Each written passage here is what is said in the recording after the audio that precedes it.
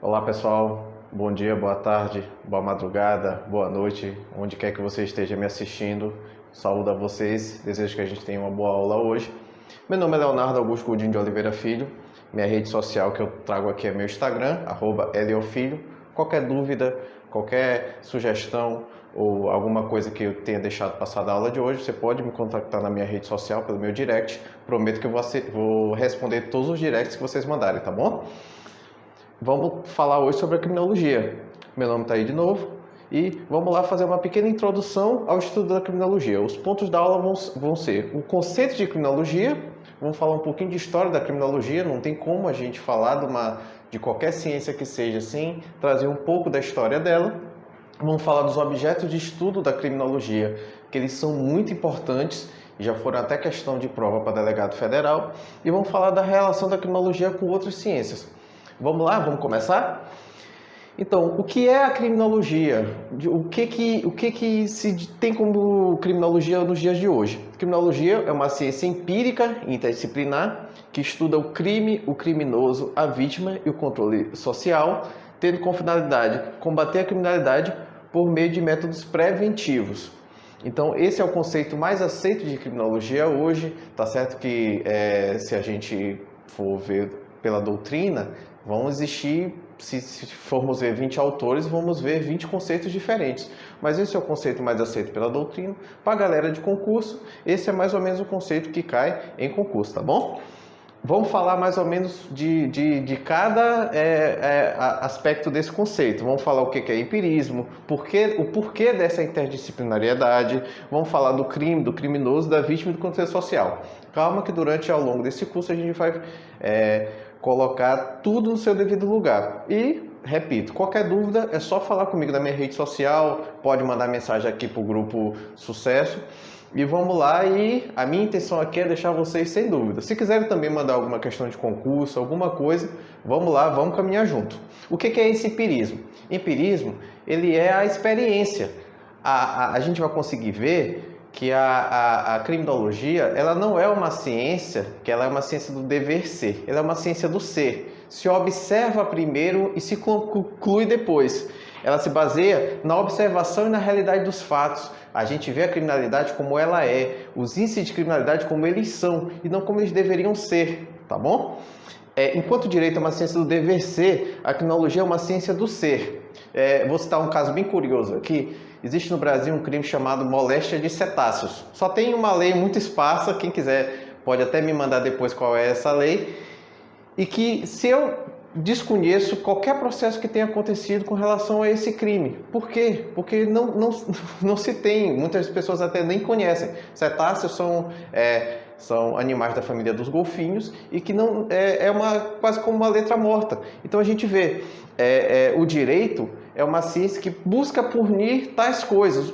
A lei ela vem antes da punição do crime. Já a criminologia não, ela atua depois. O crime já aconteceu, as coisas já estão postas aí e a gente observa a realidade. Por isso que ele é uma ciência empírica. E para a galera do concurso isso já caiu bastante em prova. Então, empirismo pode ligar à criminologia, que essa é a questão certa. Por que interdisciplinariedade? Porque ela usa conclusões de outras ciências. A criminologia não é uma ciência sozinha. Ela é uma ciência que busca conclusões de outras ciências para se chegar a uma tese. Claro que essa tese pode ser tanto para um lado quanto para o outro.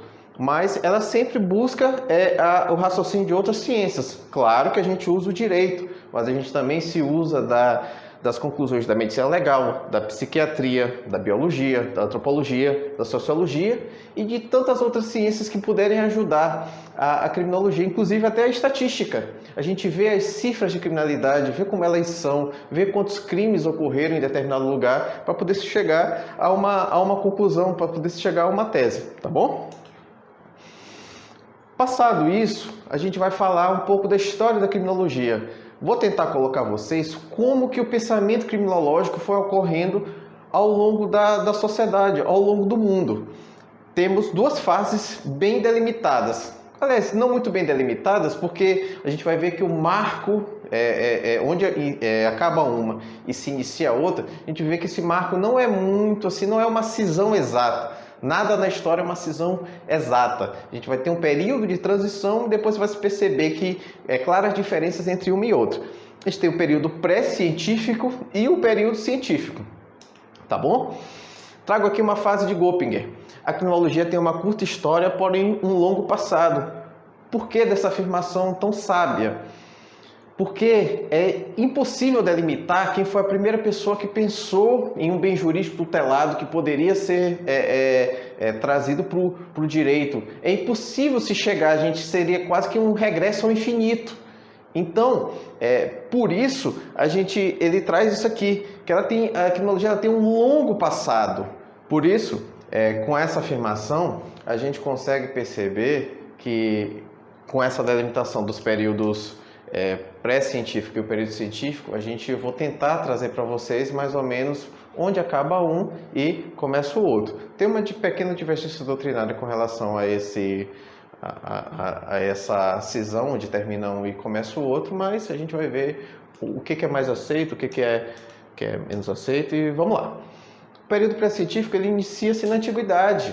Continuando, alguns espaços autores já se preocupavam com o crime. A gente pode ver até o Código de Hammurabi dispõe que os ricos deveriam ser julgados com maior severidade por terem mais amplitude de oportunidades para aquisição de bens materiais e culturais. A gente vê já um pouquinho assim de teoria da co-culpabilidade que se tem nos dias atuais. Então, o Código de Hammurabi já trazia isso. E também, nesse período pré-científico, quais eram as características deles? A ausência de sistematização de estudo, explicação religiosa para o crime era tido como um pecado, ele não era tido como uma violação da norma, era uma violação até do que eles acreditavam, seja da Bíblia, seja do Alcorão, e se tinha o demonismo, que é a explicação do mal a partir da figura do demônio, e quem mais sofriam com isso eram os doentes mentais, porque para a época eles já estavam acometidos por demônio. Chegava-se até a se dividir os doentes mentais de acordo com os demônios que eles acreditavam que aquele doente tinha. Na Idade Média vigorou o sistema feudal e o cristianismo era a ideologia dominante. O criminoso era o pecador, o crime era o pecado. E para a produção da prova, aqui já trazendo um pouco do processo penal, valia tudo, como torturas e ordalhas. Ordalhas era a verificação da culpabilidade de uma pessoa através de elementos da natureza, como passar sobre brasas. O que eles faziam? Eles colocavam a pessoa para passar sobre brasas queimando. Se o pé da pessoa queimasse, é porque ele era culpado. Se o pé da pessoa não queimasse, aí é que ele era inocente. Tá vendo o sistema rudimentar da época, né? Nos séculos 17 e 18, se teve os fisionomistas, que foram Delaporte e Lavater. Eles consideravam a aparência externa do indivíduo na determinação da índole criminosa. Lavater concebeu o nome de maldade natural, tomando como base a semelhança entre homens e o comportamento dos animais. Tá bom? Daí se teve a escola clássica. A escola clássica a gente vai se ver que não existiu propriamente. O que existiu foi a escola positivista, que veio depois, e os denominou, esses autores, como clássico, como uma forma até pejorativa. Trouxe mais uma fundamentação filosófica ao direito penal do que uma contribuição efetiva para a criminologia. Eles estavam mais voltados a falar dos delitos, das penas, do que realmente alguma criminologia. Nessa época ainda não se tinha cisão entre direito penal e criminologia, tá bom? Cesare Beccaria é um autor bem famoso, tem até um livrinho dele, o livro dele já está em domínio público, dos delitos e das penas. A obra se volta contra os excessos punitivos, marca dos regimes absolutistas e pretende humanizar a resposta estatal aos crimes. Para prevenir eficazmente crimes, as penas devem ser racionais e salvaguardar o contrato social. Beccaria ele se preocupava com pós-crime. A gente vai ver que essa é uma grande diferença do período científico, que é a escola positivista. A escola positivista, em contraposição à escola clássica, ela acaba por inaugurar o período científico da criminologia. Aí a gente tem mais delineamento dessa ciência criminológica que a gente tem nos dias atuais. Como falei para vocês anteriormente, o nascimento desse período científico ele traz 4 correntes doutrinárias diferentes de onde ele ocorreu. A doutrina majoritária, isso já caiu em concurso, trata como o homem delinquente de César de Lombroso, é até um autor famoso, trata a feitura dessa obra como o nascimento do período científico da criminologia. Potopinar foi o primeiro a usar o termo criminologia. Alguns autores acreditam a ele este nascimento. Também tem Garofalo, que usou como nome a criminologia para o título de um livro, e Francesco Carrara foi o primeiro a utilizar aspecto do pensamento criminológico. Foram os métodos da criminologia que a gente tem nos dias atuais. Carrara foi o primeiro. Então, existem esses quatro marcos que a doutrina fica. Uns dizem que é um, outros dizem que é outro. Tem corrente doutrinária para todos os lados, como quase tudo no direito, né? Mas a doutrina majoritária acredita Lombroso este nascimento do período científico da criminologia. Quais são as características deste período científico? O empirismo, como a gente tem, é a observação da realidade. O método experimental ou indutivo, se vê a realidade para concluir, não se conclui para se ver a realidade. Então, assim, e enquanto a escola clássica ela via o delito, via a pena, a gente vai ver que essa escola positivista ela mira no delinquente. E a gente vai ver aqui que como que eles focam no delinquente, como eles veem o delinquente através de algum determinismo. E a gente vai colocar isso aqui já para vocês entenderem como que isso aconteceu. Ela tem como Garofalo, Lombroso e Ferri, vem como uma crítica à escola clássica. Esses autores eles atacavam as premissas desta escola clássica. E ela inaugura a etapa científica da criminologia e traz métodos próprios. Agora vamos falar de cada um. Vamos falar de Ferri, de Lombroso e de Garofalo, para a gente entender como que esse pensamento foi se solidificando à época. Lombroso ele foi o primeiro a empregar o método empírico. Ele via a realidade e tentava tirar dessa realidade alguma conclusão. Ele defendeu o determinismo biológico. Ele trouxe aquela expressão como homem atávico, que o homem ele já nascia biologicamente predisposto a cometer crimes. Para Lombroso, a etiologia do crime é individual e deve ser buscada dentro do delinquente. É na natureza humana que se descobre as causas dos delitos. Enquanto a escola clássica, que eu faço um recorte para a gente tentar ver um pouquinho a diferença entre um e outro. Enquanto a escola clássica trabalhava o livre-arbítrio, ou seja, o homem ele era livre para fazer o que ele quisesse.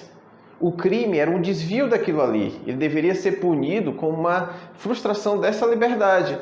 Já não, a escola positiva acredita que o indivíduo, por questões externas ou internas, seja biológica, seja psicológica, ou seja da sociedade, o homem já nascia predisposto a isso. Então a gente vê uma total diferença entre um e outro.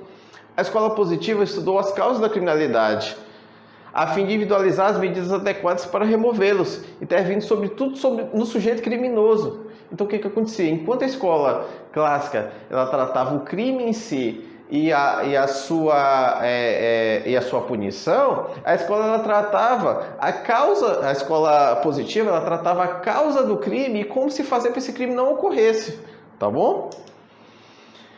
E agora vamos falar de Enrico Ferri. Enquanto Lombroso falava do determinismo biológico, Ferri falava do determinismo social. Para Ferri não bastava a pessoa ser um delinquente nato. Ele queria ir além de Lombroso. Era preciso que ele houvesse certas condições sociais que determinassem a potencialidade do criminoso. Para Ferri, o homem era produto do meio que ele se subsistia. Ele evitou esse reducionismo biológico. Para Ferri não era só isso. Existe também uma predisposição quase que, obviamente que ele não usou essa palavra, mas ele dizia que existia tanta predisposição genética quanto a predisposição social do meio que o homem vive. Ele foi o primeiro a classificar o criminoso passional, como temos hoje, aquele que age pelo ímpeto em determinado momento da vida. E que para Ferri, até hoje se tem essa noção, que o criminoso passional, ele não vai mais cometer esse tipo de crime, porque ele acaba se arrependendo por isso. Para o autor, a pena não seria por si só eficaz, se não houvesse precedido de oportunas reformas sociais e econômicas, orientadas por uma análise científica e etiológica das causas do delito.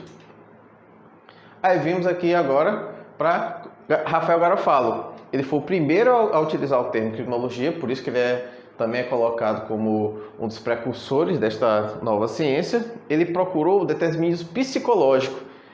ele criou a teoria do crime natural para definir os comportamentos que afrontam os sentimentos básicos universais de piedade e probidade em uma sociedade. Se o indivíduo não os possuísse, ele estava propenso ao crime. Para Garofalo, se a natureza pode eliminar pela seleção natural aquele que não se adapta, o Estado pode eliminar também aqueles com comportamento desviante, por meio da deportação ou da pena de morte. A pena seria uma defesa social para a recuperação do criminoso, por tempo determinado até a sua recuperação, tal qual as atuais medidas de segurança. As medidas de segurança, elas têm a característica para alguns doutrinadores, elas teriam a característica de serem indefinidas, não teriam prazo final da pena, por justamente elas terem a vontade de recuperar aquele criminoso que não pode ser culpado pelo crime. Até ele se curar, ele sofreria a medida restritiva de liberdade, tá bom? Aqui trago aqui um pequeno resumo. A frase antropológica de Lombroso, antrobiológica também, né? Não só antropológica, mas também biológica. A fase sociológica com Ferri e a fase psicológica com Garofalo. Para quem vai fazer concurso, é bom a gente sempre ter essa associação. Antropológica Lombroso, sociológica Ferri, psicológica Garofalo.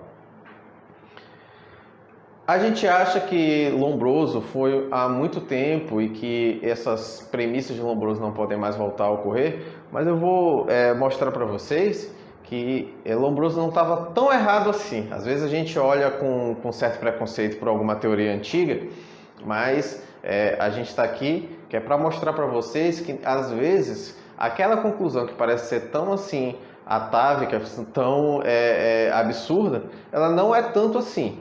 Não que seja a verdade, mas que a gente vai ver que existe um neolombrosianismo e um neodeterminismo, que seria o quê? Em 1950, médicos do Congresso Internacional de Criminologia chegaram à conclusão que é possível descobrir e até identificar certos criminosos antes da prática do delito. Na segunda metade do século XX, se descobre o cromossomo assassino XYY, no francês Daniel Hugon, condenado por ter estrangulado uma pessoa de 62 anos. Então, é uma predisposição genética e cromossômica a cometer delitos. O mesmo cromossomo foi encontrado em Chicago, em 1966, no criminoso Richard Speck, acusado de matar 6 enfermeiras. Em 2013, o jornal New York Times publica a matéria Assassinos por Natureza, que traz o conceito da neurocriminologia, que é uma nova ciência também, como premissas para o mapeamento cerebral e possível pré-determinação de criminosos. Tá certo? E nosso tempo está acabando, nossos primeiros 20 minutos. Vou deixar aqui, vou tomar uma água aqui, vou tomar um cafezinho. E daqui a pouco a gente volta ao nosso estudo com os objetos de estudo da criminologia, tá bom? É isso.